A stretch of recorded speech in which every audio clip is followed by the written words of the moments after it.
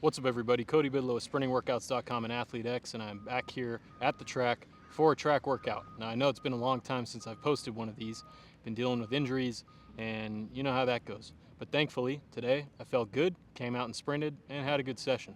Now, I didn't set any personal bests today, but I did run some times that were faster than I've run in a long time, and ran some times that tell me that I'm on track and that I'm doing the right thing in order to get back to where I want to be.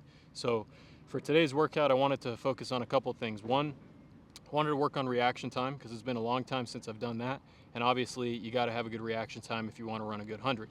Second, I wanted to work a little bit on my block positioning, my block exit, and make sure that I'm getting that all, properly dialed in. Third, I wanted to work on pushing as hard as I can for as far as I can instead of spinning my wheels early and not going anywhere or hitting top speed too early. I wanted to work on, really getting as long of an acceleration as I could, because ultimately that's what you got to do if you want to run, in the 10s for the 100. And then last, I worked on some short speed endurance, which is my favorite type of workout. I think it's the best thing for me to do based on the type of sprinter that I am. And so all in all, those are the things that I targeted. So how did I do that? Well, first thing, when I showed up to the track, I did some skips, and then I went straight into some progressive accelerations. Lately, for my warm-up, I've just been focusing mostly on doing accelerations from a very slow and very short, very slow, very short accelerations to start, and then building up over the course of the warm-up.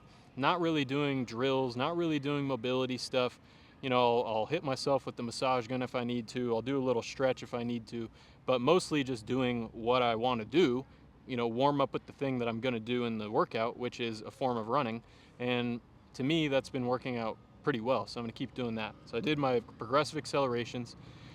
Then I put the blocks out, made some adjustments to my setup, and before I got into the blocks, I did some reaction time drills. So I got the start gun app on my phone out, hit that.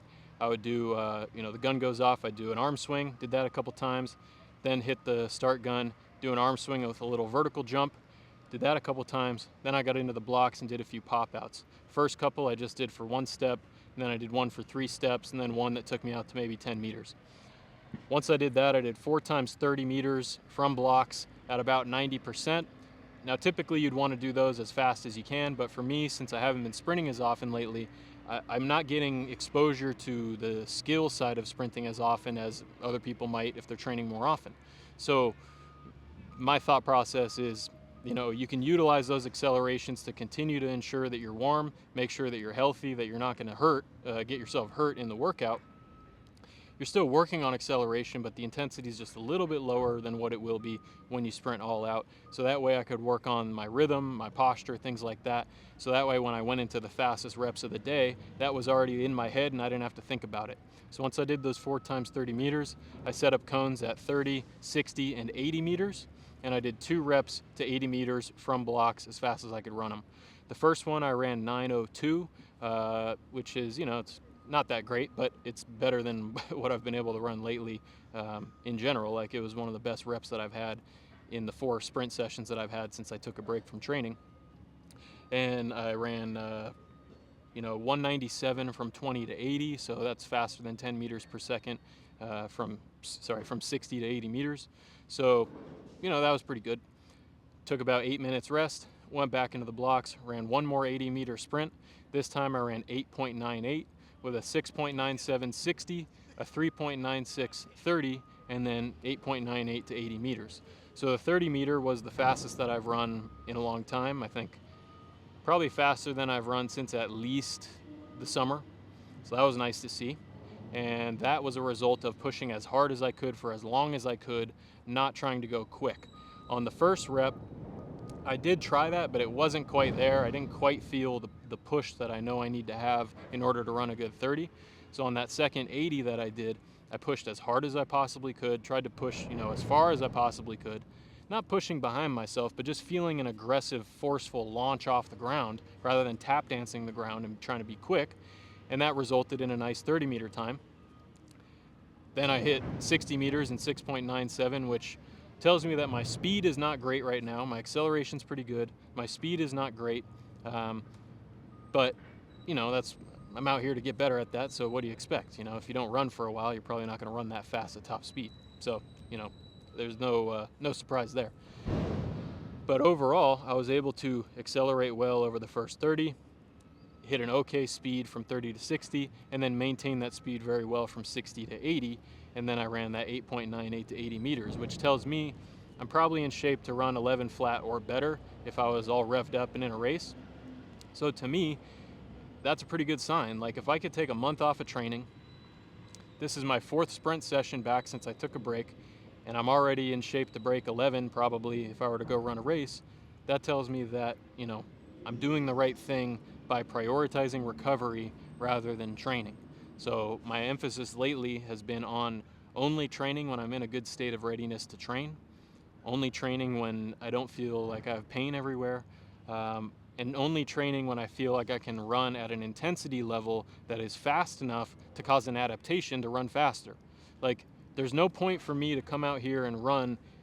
If I'm gonna run, 7.2 in a 60, what good is that gonna do for me to try and run 6.8 in a 60? Nothing. It's not gonna help me. It's just gonna make me more fatigued.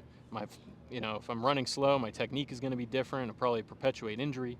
So instead of trying to train all the time, right now I'm just trying to only train when the quality is going to be high, when the intensity is going to be high, and only run enough reps to hit a high intensity and then shut it off. I'm not out here to make myself tired, even though I did get tired from the workout.